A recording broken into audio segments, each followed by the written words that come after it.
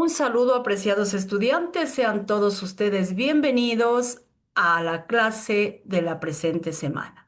Hoy hablaremos acerca de la introducción a la física. Ustedes se preguntarán por qué hablaremos hoy de física si estamos o estudiamos hoy la asignatura de ciencias naturales. Recordemos que la física es una disciplina de las ciencias naturales. La física se encarga de estudiar las propiedades de la materia y su comportamiento. En cambio, las ciencias naturales estudian el comportamiento de la naturaleza, ¿sí? A eso se debe entonces que la física se relaciona con las ciencias naturales porque es una disciplina de las ciencias naturales.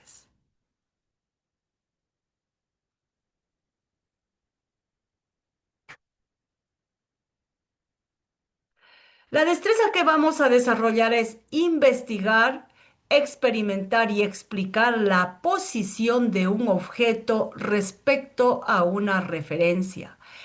Ejemplificar y medir el cambio de posición durante un tiempo determinado para mejorar la capacidad de ubicación espacial respecto a un punto de referencia.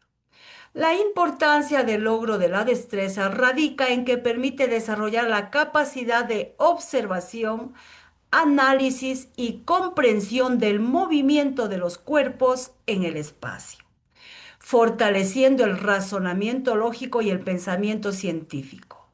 Al investigar experimentalmente la posición y el cambio de ubicación de un objeto respecto a un punto de referencia, el estudiante mejora su orientación espacial, lo que es fundamental para resolver problemas cotidianos, interpretar fenómenos físicos y aplicar el conocimiento en áreas como la tecnología, la ingeniería y la navegación. Desde la antigüedad, el ser humano ha tratado de entender el comportamiento y el origen de la materia y de explicar los eventos que suceden en el mundo físico que lo rodea. Newton, Galileo y Einstein son los padres de la física. ¿Por qué? Son considerados padres de la física porque con sus descubrimientos transformaron la forma de entender el universo. Y es así que Galileo fue el primero en usar la observación y la experimentación para explicar el movimiento de los cuerpos. Newton formuló las leyes del movimiento y la gravedad, unificando los fenómenos de la Tierra y el espacio. Einstein revolucionó la ciencia con su teoría de la relatividad, cambiando la visión del espacio, el tiempo y la energía. Gracias a ellos, la física se convirtió en una ciencia fundamental para comprender la naturaleza y el funcionamiento del mundo. La física. ¿Qué busca la física? La física busca reducir la descripción del mundo a leyes que rige el conjunto de los elementos esenciales del universo. Estos elementos esenciales del universo son materia y energía. La física en sí es una disciplina científica que investiga el por qué y el cómo de los fenómenos naturales que observamos a través de los órganos de los sentidos o de los instrumentos que disponemos. Decimos a través de los órganos de los sentidos, a través de ellos podemos ponernos en contacto con algunos tipos de materia o sentir algunos fenómenos que ocurren en la naturaleza. Pero en cambio aquí nos habla a través de algunos instrumentos que disponemos, puede ser el microscopio, el ultramicroscopio, puede ser una lupa, etcétera. En este contexto, los físicos intentan descubrir cuáles son las leyes básicas que rigen el comportamiento de la materia y la energía, en cualquiera de sus formas. También busca explicar el comportamiento y la naturaleza de las estrellas, el universo, la luz, el tiempo, el sonido, las partículas subatómicas, entre otros. Aquí vamos a definir algunos términos muy importantes. La física. ¿Qué es la física? Es la ciencia que estudia los fenómenos físicos. ¿Qué es un fenómeno físico? Es el que produce un cambio en el cuerpo o sustancia sin alterar su estructura interna. Todos los fenómenos físicos, a pesar de ser observables, también pueden ser medibles. Por ejemplo, si aquí hablamos del cambio físico del agua, recordemos que el agua es materia porque está ocupando un lugar en el espacio, forma parte de la naturaleza. Si queremos aquí observar un cambio físico, el agua, estando en estado líquido, puede pasar al estado gaseoso con aumento de temperatura o con disminución de temperatura puede pasar al estado sólido. Es decir, ahí observamos nosotros a través de nuestra visión los cambios físicos que va a dar el agua. Ya sea al aumentar la temperatura, el agua se puede pasar a estado gaseoso. Ese es un cambio físico. O al disminuir la temperatura, es decir, al congelar el agua pasa, siendo líquido, pasa a estado sólido. Esos son cambios físicos. Esos cambios físicos pueden ser observables o también pueden ser medibles. Escuchamos un término de medible, es decir, medir. ¿Qué es medir?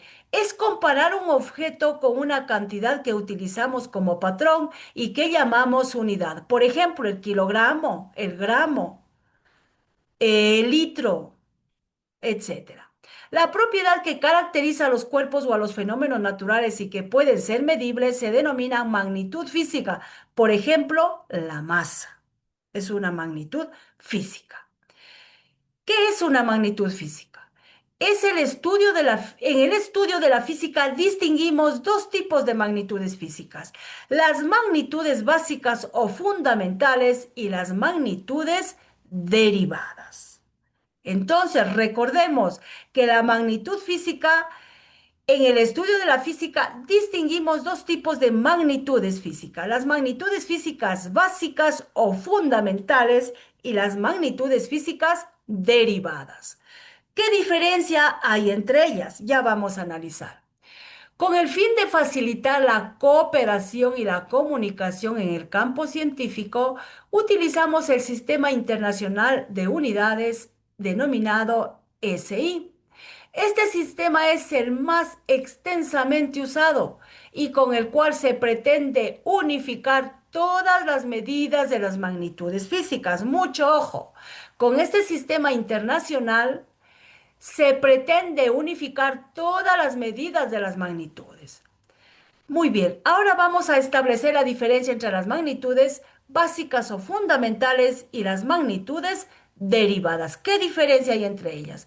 Las magnitudes básicas o fundamentales son aquellas que podemos medir directamente sin tener que realizar ningún cálculo. Es decir, son independientes de las demás y son la magnitud, la longitud.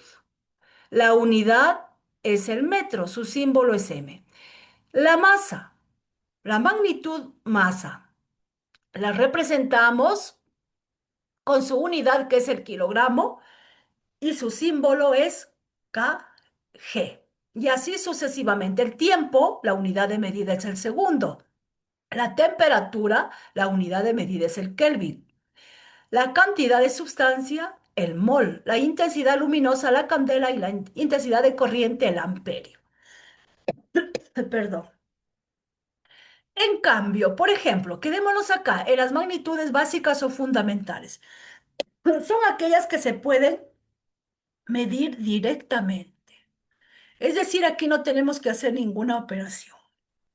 Por ejemplo, si yo digo, esta cancha de fútbol, ¿qué longitud tiene?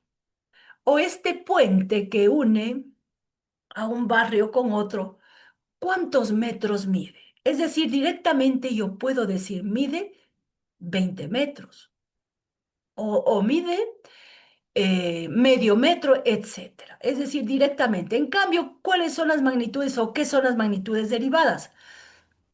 Son el resultado de una o más operaciones matemáticas entre las magnitudes básicas. Algunas magnitudes derivadas que utilizamos frecuentemente son el volumen o la densidad. Conoceremos otras a lo largo de esta unidad, por ejemplo, la velocidad, la aceleración, la fuerza y la presión. ¿Cuáles son estas magnitudes derivadas? La velocidad. La unidad de medida, metro por segundo, su símbolo m sobre s. La aceleración, la unidad de medida, metro por segundo al cuadrado. Y así sucesivamente. Entonces, mucho ojo en esta diapositiva. Hay que revisarla detenidamente porque de aquí se desprende alguna parte del deber que se enviará el día de hoy. Entonces, mucho ojo con esta partecita, ¿sí? Unidades equivalentes de diferentes magnitudes del sistema internacional. Las unidades de longitud, podemos utilizar el kilómetro, hectómetro, decámetro, metro, decímetro, centímetro y milímetro. Dentro de las unidades de masa, el kilogramo, el hectogramo, el decagramo, el gramo, decigramo, centigramo y miligramo. Dentro de las unidades de capacidad, kilolitro, hectolitro, decalitro, litro, decilitro, centilitro y mililitro. Entonces aquí también nos encontramos con unas unidades equivalentes de diferentes magnitudes que se encuentran en el sistema internacional. La posición de un objeto según la referencia. Dentro de esto vamos a hablar acerca del movimiento. Recordemos que la materia puede estar estática o puede estar también en movimiento. ¿Qué es el movimiento? Es uno de los fenómenos más comunes que ocurren a nuestro alrededor. En la propia naturaleza pueden ser observables. Por ejemplo, los movimientos de los astros, de nuestro propio planeta y de sus distintos elementos, el movimiento del agua, el movimiento de los seres vivos. Aquí observamos una corriente de agua que está en constante movimiento. Este ser vivo que también está en movimiento. La Tierra gira alrededor del Sol, también está en continuo movimiento. Por tanto, todo lo que hay en ella está en movimiento, aunque no se pueda percibir directamente, ¿sí? La Tierra se mueve muy despacio alrededor del Sol y nosotros habitamos en el planeta Tierra, aunque no percibimos estos movimientos directamente, pero los mismos se dan. Sin embargo, para facilitar el estudio del movimiento, consideramos que sobre la superficie de la Tierra existen unos elementos fijos respecto a otros que se mueven. Por ejemplo, aquí encontramos una ave, un pajarito que está descansando en una roca. Aquí la roca es un elemento fijo respecto al animalito que él sí se mueve. Este es el punto de referencia. Pero esta roca nosotros no podemos percibir que está en constante movimiento, no. Pero como se dice que esta roca está ubicada en la Tierra y la Tierra se mueve alrededor del Sol, aunque este movimiento no lo percibimos directamente. Muy bien. El conjunto de estos elementos que consideramos fijos forman un sistema de referencia y el elemento que se mueve es el móvil. Mucho ojo. Aquí el sistema de referencia, por ejemplo, es este tronco de árbol. Sobre este tronco de árbol hay un nido de un pajarito. Aquí, ¿cuál viene a ser el elemento que se mueve? Viene a ser el pajarito, ¿no es cierto? Brinca de este tronco y va a descansar en el otro tronco. Es decir, ¿de dónde sale el pajarito? De este sistema de referencia, ¿sí? Este sistema de referencia viene a ser el tronco del árbol. Pero este sistema móvil vuela o pasa de este tronco hacia este otro tronco, ¿sí? Entonces aquí el conjunto de estos elementos que consideramos fijos forman un sistema de referencia y el elemento que se mueve es el sistema móvil. Muy bien.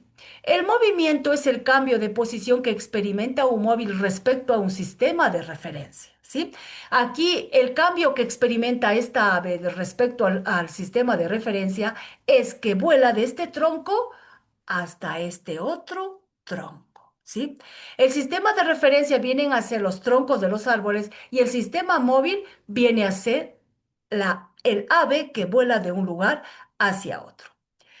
En el estudio del movimiento, un cuerpo es considerado como una partícula si sus dimensiones son despreciables en relación con las magnitudes de las distancias analizadas. Por ejemplo, una pelota de fútbol con relación a una cancha, un avión en relación con un vuelo entre dos ciudades, la Tierra con respecto al universo, ¿sí? Muy bien, entonces revisemos de nuevo esta parte. En el estudio del movimiento, un cuerpo es considerado como una partícula. Este es el cuerpo. El balón de fútbol es el cuerpo. Este balón de fútbol, al circular en la cancha del fútbol, viene a ser como una partícula. Un avión, al movilizarse de una ciudad hacia otra, también se lo considera como una partícula. La Tierra, con respecto al Sol, también es considerado como una partícula. Aplicación para la vida. El estudio del movimiento se utiliza en muchos campos de la ciencia y la tecnología, como por ejemplo la astronomía, la balística, en la recreación de accidentes de tránsito, en el estudio de los desbordamientos de ríos se aplican ecuaciones del movimiento. Gracias, señoritas y jóvenes, por su atención. Ahora les invito a que trabajen realizando su tarea, lección que se encuentra subida en la plataforma.